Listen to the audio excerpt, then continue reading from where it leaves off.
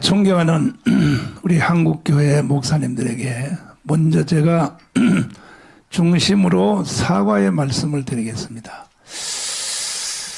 많은 분들이 저를 보고 욕을 잘하는 목사라고 그래요. 근데 제가 욕을 한 이유가 있어요. 왜냐하면 문재인이가 대한민국을 해체하고 북한의 연방제로 넘기려고 하는 의도를 제가 제일 먼저 알았어요. 그걸 알고 청와대 분수합 광장에서 비닐 텐트를 쳐놓고 나는 거기서 더 이상 안 살라고 했습니다. 목사가 자살하면 지옥 가니까 단식하다가 죽으면 천당은 갈 거 아니냐. 그래서 10하루를 굶었습니다. 10하루를. 물도 한 모금 안 먹고. 그랬더니 대구에 홍동명, 여기 와 있는 홍동명을 비롯해서 와서 정강훈 너가 죽으면 그러면 싸움은 누가 할 것이냐. 우리가 대신 돌아가면서 금식해 줄 테니까 밥 먹어라. 그 말이 얼마나 감사한지.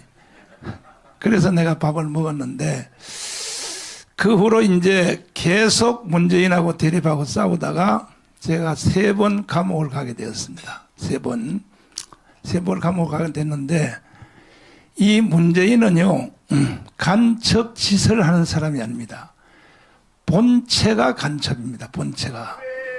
이것은 지금도 구조화 변호사가 재판을 계속했는데 2심까지 이겼습니다.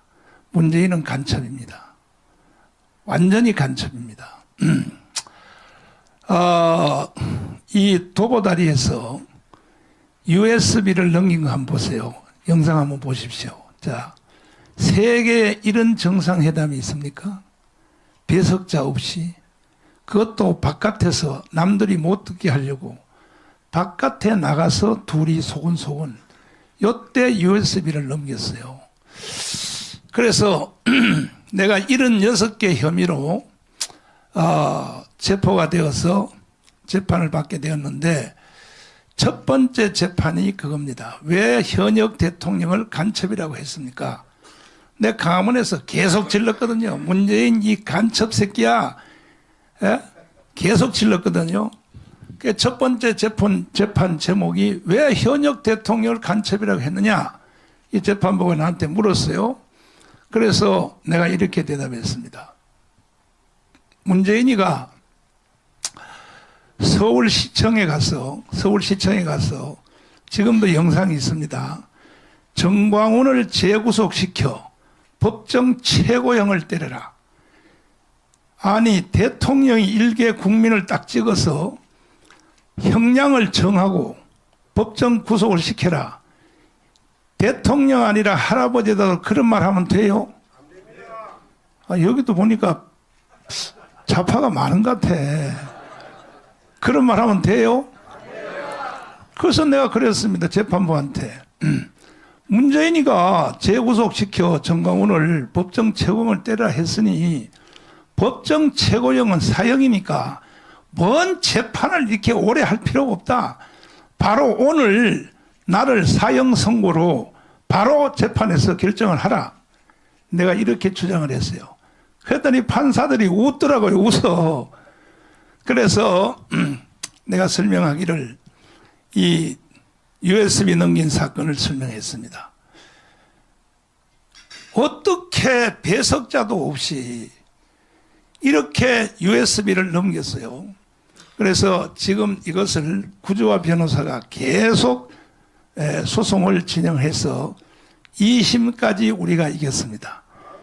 이제 나머지 3개월 안에 대법원에서 결정 날 것입니다. 그러면 문재인은 현행범으로 바로 체포해도 됩니다. 이 USB 내용에 뭐가 있었냐? 첫째, 원자력 발전소 설계도가 있었습니다. 설계도가. 아니 우리 보고는 원자력 발전소 하지 마라 해놓고 원자력 발전소 설계도를 김정은한테 주면 돼요, 안 돼요? 말할 수가 없어요. 그 다음에 그 외에도 비밀이 거기 많이 들어가 있었습니다. 제가 한국교회 또 목사님들하고 장로님들에게 사과를 드리는 것은 뭐냐면 제가 하는 말이 거칠어요, 거칠어. 근데 싸움을 하다 보니까 분노가 일어나는 거예요, 분노가. 분노가 안 일어날 수가 없어요. 그래서 제가 말을 거칠게 해서 여러분에게 상처를 주고 또 여러분들에게 심려를 끼친 것에 대하여 내가 대단히 사과를 드리고 용서를 제가 빕니다. 그러나 요즘은 내가 그 깜빵 3번 갔다 온 이후로는 내가 욕을 많이 안 해요. 많이 안 하고 결국은 내가 이제 말을 순한 말로 하는데 그 대신에 폭발력은 적어져. 욕을 안 하니까. 그러나 이제 결국은 우리가 이 강화문 운동을 제가 7년을 했는데 7년 했는데 여러분 한번 동의 한번 해 주십시오. 내가 강화문 운동 7년 안 했으면 윤석열 대통령이 당선될 수 있었을까요? 여기도 좌파가 많아 보니까 손을 들어 표현 한번 해봐요. 내가 강화문 운동 7년을 목숨으로 안 했으면 윤석열이 대통령 될 수 있었다. 손 들어봐요. 절대 불가능했습니다. 절대. 왜? 이번에 계엄령을 선포한 내용과 같은 거예요. 북한의 해킹 부대하고 중국의 해킹 부대가 한국 선거를 가지고 놀아요. 그런데 어떻게 이번에 24만 표 차이로 윤석열이가 대통령이 되었느냐. 거기서 투표율의 계산에서 착각이 일어났어요. 그 윤석열 대통령이 한번 말한 적이 있어요. 원래 내가 30% 차이로 이기로 돼 있었다. 윤석열 대통령이 직접 말했어요. 그런데 24만 표 차이로 0. 몇 프로요? 0.7% 차이로 0.7% 차이로 그렇게 북한이 공작을 했는데도 선거 참여율에 대하여 거기서 계산이 잘못되어서 윤석열이가 당선이 되었는데 윤석열 대통령이 당선 안 되었으면 여러분과 저는 우리도 느끼지 못하는 사이에 북한으로 이미 넘어갔습니다. 개구리 전법으로 넘어갔습니다. 그래서 윤석열 대통령이 계엄령을 선포함으로 이제 우리 김진웅 우리 어르신 목사님이 하신 말씀 그대로 이제 다 드러났어요. 누가 아군인가 누가 적군인가. 특별히 군대 공수부대 이야 이게 대한민국이 총체적으로 다 무너졌다고. 이것을 윤석열 대통령이 이미 알고 있었단 말이에요. 알고 있어서 계엄령을 선포했단 말이에요. 우리 여기 헌법학자 제1호 김학성 교수님 잠깐 나오셔서 나하고 토크 한번 해주시고 또 작전통해 제1호 황준선 장군님 잠깐 나오시고 빨갱이 대장 이동우 잠깐 나오셔서 짧게 본론은 광화문에 가서 할 거니까 짧게 첫 번째 네.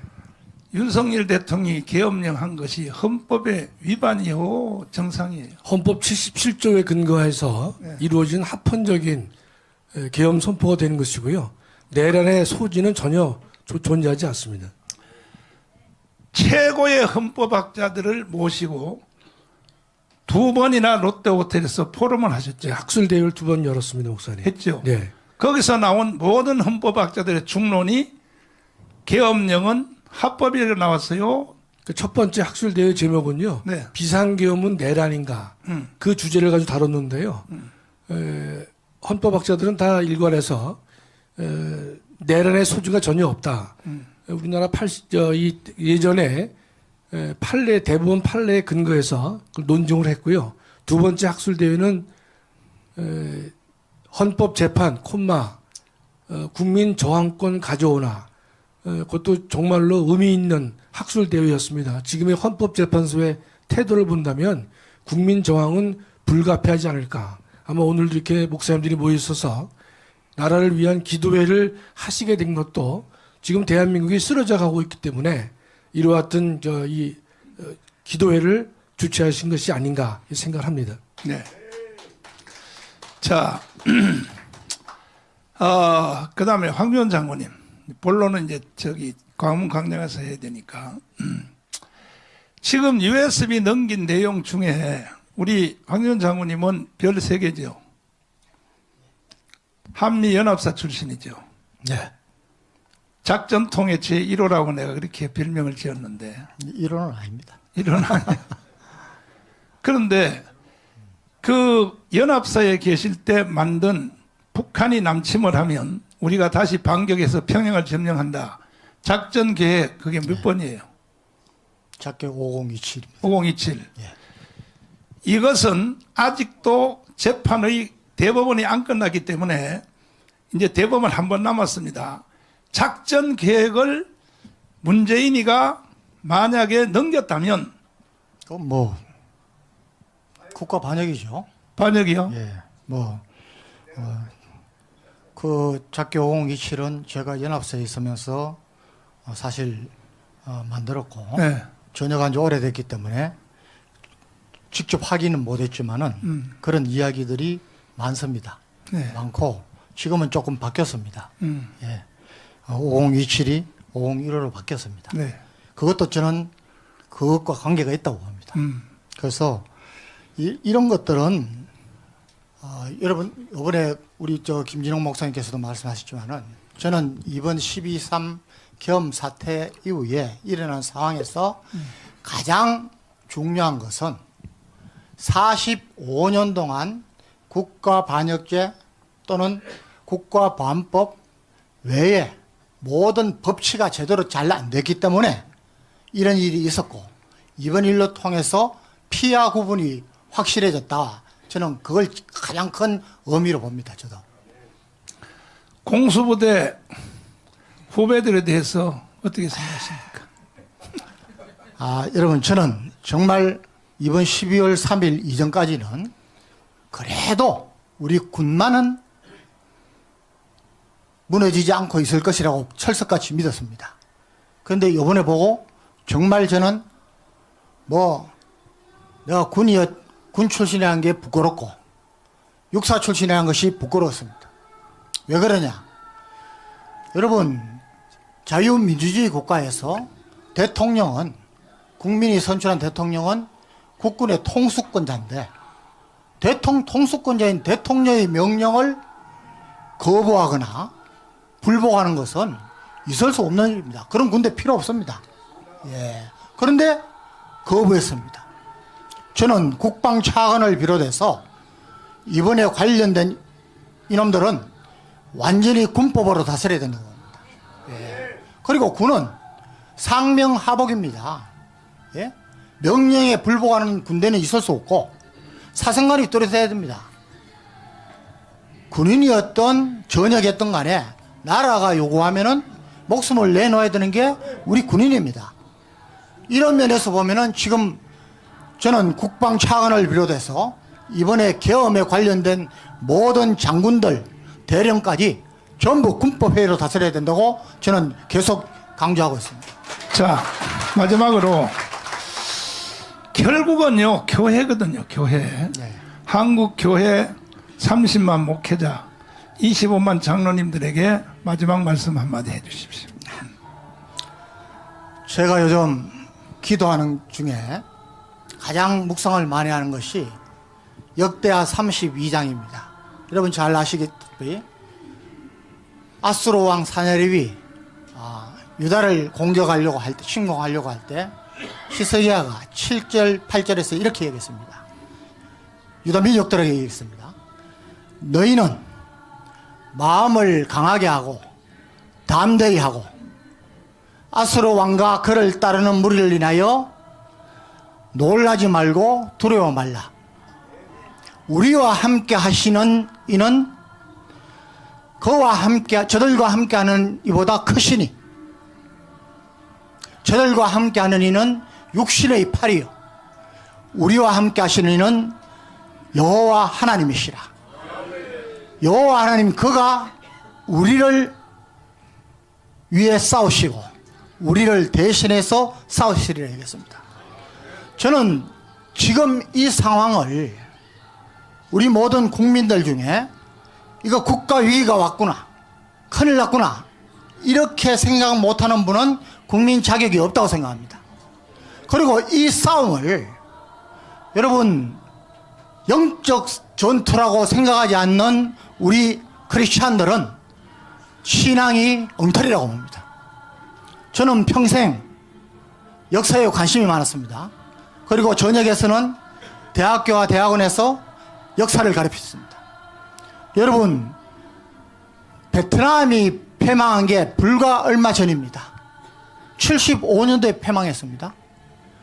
베트남의 패망 원인을 그대로 지금 우리가 답습하고 있습니다.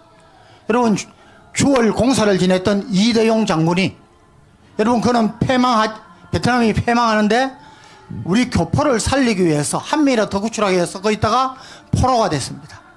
5년을 포로 생활을 했습니다. 그분이 나중에 석방돼서 와서 이 이야기를 했습니다. 베트남이 멸망한 것은 군사력이 부족해서가 아니고 네 가지 때문에 망했다. 첫째는 국민들이 거짓말과 속임수에 무방비 상태였다. 두 번째는 간첩들이 많았다. 여러분, 베트남 그때 인구 2천만 명 중에 0.5%도 아닙니다. 0.5%인 9만여 명의 간첩과 그들 따르는 사람들 때문에 망했다는 겁니다. 그리고 데모 때문에 망했다. 그리고 부정부패 때문에 망했다. 저는 지금 우리나라가 그때 베트남보다 훨씬 위험하다고 보는 겁니다. 간첩만, 여러분, 제가 황정엽 선생을 몇 번 만났습니다. 황정엽 선생은 5만 명이라고 그랬습니다. 제가 물어봤습니다. 우리 군에도 있습니까? 있다 그랬습니다. 김국선 선생 15만이라고 그랬습니다. 저는 더 된다고 봅니다. 이번에 보니까 여러분, 각 분야별로 김일성 장학생을 포함해서 여러분, 우리 교회에도, 예? 교회도 목회자 장로들 중에 너무 많습니다. 저는 이번 기회에 정말 제가 말씀드린 역대하 32장 아스로 왕을 이재명으로 바꿔서, 여러분, 이재명과 그를 따르는 사람들 때문에 우리가 놀라거나 두려워해서는 안 됩니다. 하나님이 계시기 때문입니다. 저는 지금 겁이 나는 게 있어요. 하나님이 우리의 기도를 들어주시지 않으시고, 우리 한국 교회를 보시고, 우리 목회자들을 보시고, 우리 장로들을 보시고 징계할 수밖에 없는 상황으로 가느냐, 저는 이것이 두렵습니다. 옷을 찢지 말고 마음을 찢고 한국 교회가 나서면 이거 금방입니다. 여러분, 천만 하는데 한국 교회가 나서면은 우리 크리스찬들이 나오면 1700만입니다. 여기에 군 출신들 나오면 그냥 1200만입니다. 여러분, 이번에 싸워 이겨야 됩니다. 여러분, 공산 사회주의 독재 국가에서 러시아가 6천만 명, 중국 7천만 명, 베트남 3분의 1이 죽었습니다. 우리 지금 북한 동포들 때문에 우리 지금 바짝 정신 차리고 함께 해주시면 감사하겠습니다. 이동호 앞으로 나와요. 빨갱이 교수 이동호를 모시겠습니다. 지금 보안법이 살아있어요? 죽었어요? 보안법 사실상 없는 것이죠. 국정원이 간첩을 못 잡도록 법을 만들었어요. 그렇죠. 문재인 때예요. 문재인 때 만들었어요. 국정원이 간첩을 못 잡으면 이 나라는 해체될 수밖에 없는 거예요. 그럼요. 네. 문재인에게 그것을 지시한 것은 사실은 북한의 혁명론에 그대로 나와 있습니다. 문재인 정권은 북한 혁명론 맨 혁명 직전에 민주연립정부인데, 민주연립정부의 두 가지 사항을 지시합니다. 하나는 파쇼 세력을 척결하라. 두 번째는 사회정치생활의 민주화를 한다는 건데 아주 심플합니다. 사회정치생활의 민주화는 두 번째 거는 뭐냐면 국가보안법을 철폐하고 혹은 국가보안법을 무력화하고 그다음에 간첩 잡는 기구를 무력화라는 것입니다. 그래서 문재인 정권 때 그 기무사령부 아예 그냥 해체시켜 버렸고요. 그리고 결국은 뭐냐면은 국가보안 간첩을 잡는 기구를 아예, 그러니까 그 기능을 못하게 만들었습니다. 그게 북한이 지령한 것입니다. 그리고 파쇼 세력을 타도하라 해서 파쇼 세력은 하나는 정치 세력과 경제 세력이 있는데 경제 세력 재벌들은 전부 다 감옥 보내버렸습니다. 그리고 정치 세력은 당시에 전직 대통령 2명, 국정원장 3명을 포함해서 200명을 전부 감옥 보냈습니다. 이게 파쇼 세력 척결하라는 북한의 지시를 수령한 본 게임은 광장 가서 하고 대한민국이 지금 정치, 경제, 사회, 군사, 외교, 언론, 문화 전체가 북한이 완전히 장악했다고 생각되는데 어떻게 생각하십니까? 저도 뭐 그 의견에 동의합니다. 왜냐하면 당시 전대협 그리고 한총련 이 출신들이 사회 각계에 진출했고 특히 법조계 그다음에 뭐 문화계 그다음에 뭐 언론계 다 진출해서 지금 현재 민노총하고 그다음에 그와 연합하는 세력들이 다 장악해 있습니다. 법조계도 이번에 뭐 드러났듯이만 서울 서부지법 같은 경우는 완전히 좌파에 아예 그냥 진지가 되어 있었고 헌법재판소도 절반 같은 가까이가 거의 좌파 판사로 재판관으로 세워지는 그런 상황입니다. 이명박 깜빵 보냈고 예. 또 박근혜 깜빵 보냈고 예, 2명 깜빵 보냈고 지금 현재 윤석열 감옥에 가 있는 거 이거 다 누가 하는 짓이요? 그럼 북한이 지금 현재는 이렇게 생각합니다. 명백하게 그 주사파 북한의 지령받는 주사파가 국회를 장악한 이재명과 더불어서 일으키는 반란입니다. 자, 됐어요. 김학성 교수님, 다시 한 번만 더 나와서. 결국은 이제 우리가 이런 걱정만 해서는 안 되고, 지금요, 저는요, 40년 애국운동 하면서 윤석열 대통령이 가지고 있는 정보, 다음에 두 번째는 내가 가지고 있어요, 내가. 왜? 관심이 곧 지식입니다. 여러분들이 관심이 없으니까 모르는 거예요. 국가가 어떻게 돌아가는지 모르는 거예요. 관심이 곧 지식입니다. 나는 40년 전부터 애국운동을 했기 때문에 윤석열 대통령 다음에 정보를 제일 많이 가지고 있어요. 제가. 왜?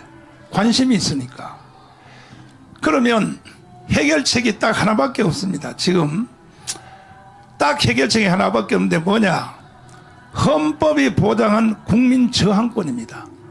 국민 저항권만이 윤석열 대통령을 원대 복귀시킬 수 있고, 그리고 제가 윤석열을 왜 좋아하느냐 하면은 윤석열 대통령이 연설하는 연설문을 저는 거의 다 외웁니다.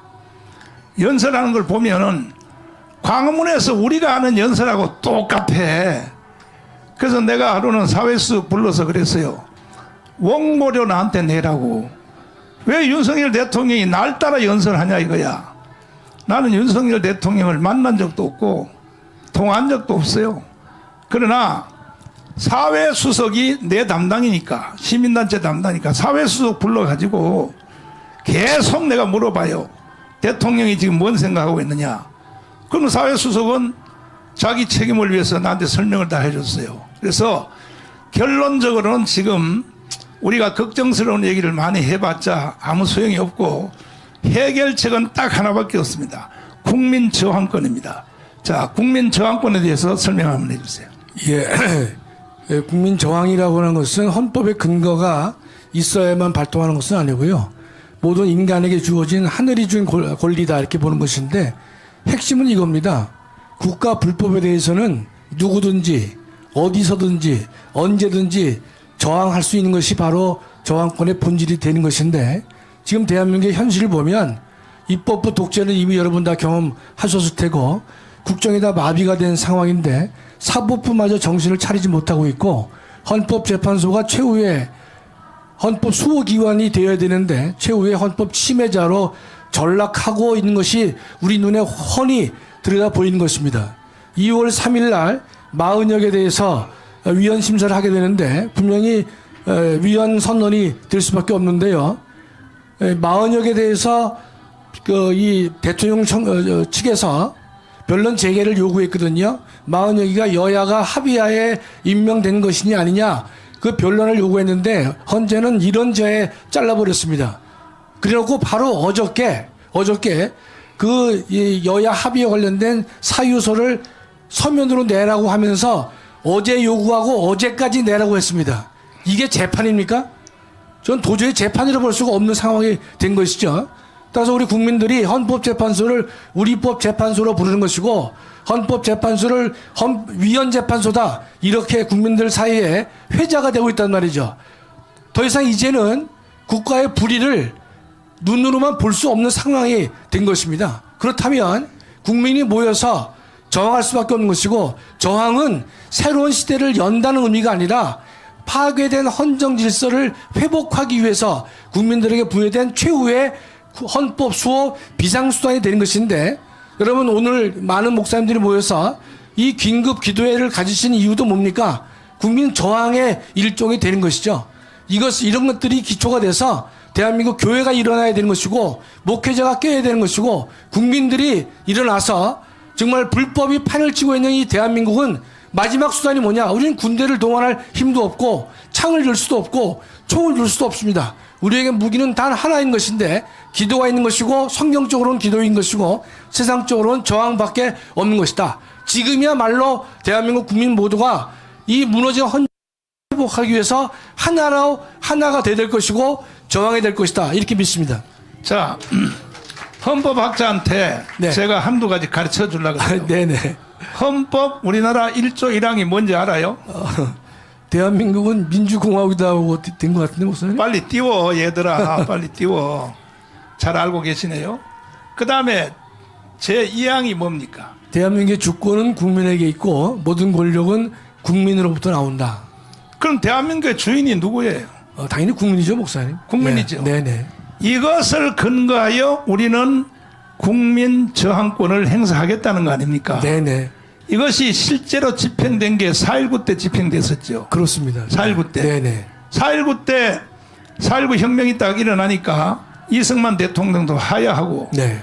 그리고 정치 체제도 다 그 내각제로 바뀌어버리고 네네. 장면 정부가 들어서고 네네. 구조 전체가 다 바뀌지 않습니까? 예. 이렇게 국민 저항권이 무섭다 이 말이야. 그 4.19 혁명은 국민들의 자발적인 저항에 의해서 저항이 일어났고 또 반복되고 전국적으로 퍼지면서 저항이 강력하게 시행이 돼서 마지막으로는 4.19 혁명을 성공하게 된 기틀이 된 것입니다. 그래서 내가 강화문에서 노래처럼 부르는 게 뭐냐. 대한민국은 이승만이 세웠고 박정희가 일으킨 나라다. 그래서 세계 경제 6위가 됐다. 동의하십니까? 동의하시면 두 손 들고 만세. 하이 감사해요. 자, 이제는 제 말씀을 마지막으로 드리고 저는 내려가겠습니다. 저쪽은요 일사불란해요.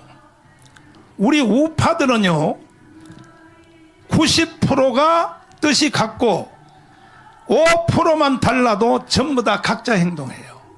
이게 좌파 우파의 차이야. 목사님들도 다 똑같아. 90%가 다 같아. 90% 같은데 5% 다르면 딴짓하는 거야. 모임도 따로 하고 광문에 오라고도 안 오고. 왜? 5% 다르다 이거야. 정광훈 너 5% 다르다 이거야. 좌파들은 반대예요. 좌파들은 90%가 다르고 5% 10%만 같으면 전체로 하나로 뭉쳐버려요. 그래서 좌파 우파에서 싸움에서 우리가 이길 수가 없는 거예요. 옛날에 여러분 백기한 어른이라고 아시죠? 까만 두루마리 딱 있고 자네들 그러지 마. 그러면 거기로 그냥 다 통일되는 거야. 우파들은요 다왕이야. 다왕이라고. 다왕이야. 전부 다 개뿔 같은 놈들이 다왕이라고. 다왕 중에 누가 제일 왕이냐? 목사들이 다왕이야. 얼마나 나한테 씹는 메시지가 하루에요 1000통 이상 와요. 1000통 이상 나한테. 정광훈 너 이렇게 하지 마. 이렇게 목사들이 나한테 1000통 이상 보낸다니까요.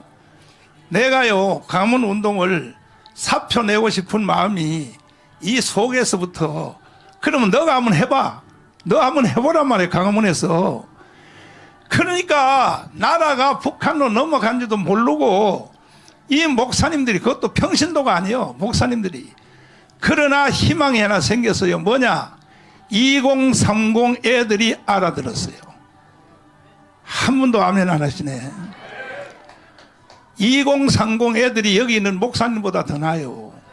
2030 애들이 깨어났단 말이에요. 깨어났단 말이에요. 그래서 절대로 나라는 북한으로 안 넘어갑니다. 최후의 공로는 2030들이 가질 것입니다. 그러기 전에 목사님들이 강화문 광장으로 30만이 동시에 한번 나와 달라 이거야. 그래야 자유통일이 된 뒤에도 목사님들이 할 말이 있죠. 북한에 있는 지하교인들한테 가서 우리가 통일시켰다 할 말이 있을 거 아닙니까? 김민석이가 내가 트럼프 취임식에 초대를 받고 내가 뭐 잘나서 초대받은 것이 아닙니다. 저는 워싱턴에 로펌을 샀어요. 정치 로펌이요. 미국은요 합법적으로 로비를 하게 돼 있어요. 제가 한 달에 7,500만 원을 내요. 7,500만 원을 내면서 왜? 미국 없이는 절대로 대한민국 문제 해결 안 된다는 거야. 미국 때문에 우리가 해방이 됐고 미국 때문에 우리가 6.25를 이겼고 미국 없이는 안 된다는 것을 나는 이승만을 목숨 걸고 공부했기 때문에 알아서 워싱턴에 박동선 지난달에 돌아가신 박동선 그 회장님이 추천해줘서 최고의 정치 로펌을 샀어요. 한 달에 7,500만 원 낸다니까요. 이번에 가서 내가 다시 재계약했습니다. 재계약했는데 왜? 조건이 뭐냐? 상원의원 100명을 다 만나게 한다. 내가 지금 21명 만났습니다. 한국 사람 중에요 상원의원을 나같이 만난 사람은요 윤석열 대통령도 나한테 못 만났다니까요. 왜? 상원의원을 틀어지지 아니하면 절대로 자유통일 못합니다. 그래서 자유통일 상원의원 100명 이번에 다시 재계약했습니다. 그리고 트럼프를 만나게 한다. 트럼프 만나게 한다 그랬습니다. 그래서 내가 2월 달에 다시 또 미국을 가야 될 가능성이 있습니다. 왜? 트럼프가 이번에 대통령 안 됐으면요 대한민국 문제 해결 안 됩니다. 그래서 난 이런 것을 다 알고 있기 때문에 이 김민석이가 벌써 알고 윤석열은 감옥에다 가뒀고 정광훈만 처리하면 이제는 끝난다 이렇게 생각하고 최고위원이에요. 최고위원 김민석이가 뭐라고 발언했냐. 내가 워싱턴에서 유튜브를 듣는데 인터폴에다가 정광훈을 체포하도록 자기가 지시하겠다는 거야. 자, 김민석 최고위원님, 당신이 인터폴을 자기 마음대로 가지고 놀 능력이 있어? 왜? 날 보고 한국에 들어오지 말라고 겁주는 거야. 정광훈만 없으면 된다 이거야. 그렇다고 내가 안 들어와요? 내가 체포가 될지언정 난 들어간다 하고 공항에 내가 들어왔어요. 들어왔더니 체포 안 하더라고 나를.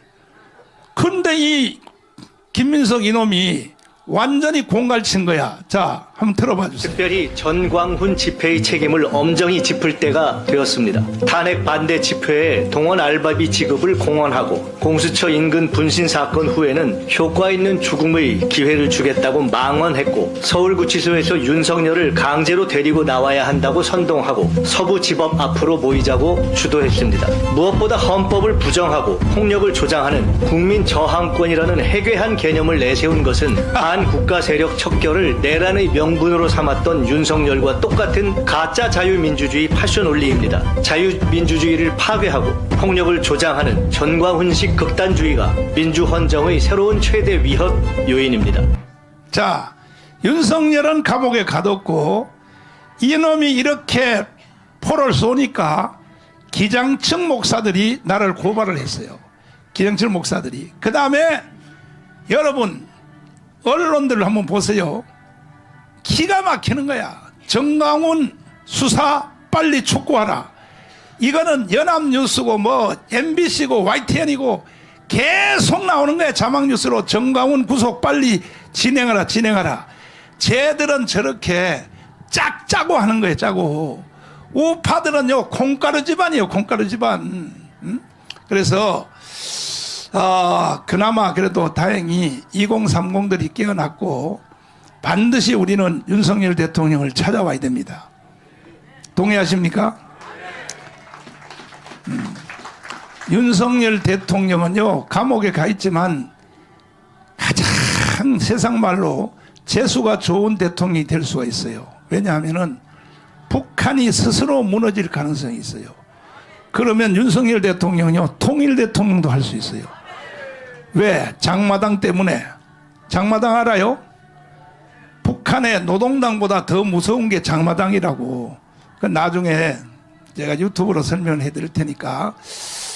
어쨌든 한국 교회가 책임을 져야 됩니다. 한국 교회가 다 나오면 한 방에 해결될 수 있는데 왜 교회가 안 나오는지 난 이해할 수가 없어요. 그래서 여러분 꼭 우리가 선교사들이 세운 나라 대한민국, 이승만이 건국한 나라, 박정희가 일으킨 나라를 우리가 지켜내고 이 대한민국 살기 좋은 나라를 우리의 자손 후손들에게, 손주들에게 물려줘야지. 어떻게 지금요 민주 국민의힘 더불어민주당의 6번 정강정책 한번 보세요. 이야, 이 대한민국이 무너져도 이거 보세요. 연방제 통일이라고 돼 있어요. 이게 민주노동당의 이게 정강정책이야. 정강정책. 정강정책입니다. 이것이. 물어보겠습니다. 연방제 통일하면 돼요? 연방제 통일되면 교회는 어떻게 돼요? 그런데도 목사님들이 정신을 못 차린다 이 말이야. 이게 민주노동당에 지금도 인터넷 들어가 보세요. 버젓이 딱 나와 있어요. 더불어민주당. 그래서 절대 한국교회는 질 수도 없고 져서도 안 되니까 다른 거 할 것 없어요. 광화문에 1000만 명 모이면 국민 저항권은 그걸로 끝입니다.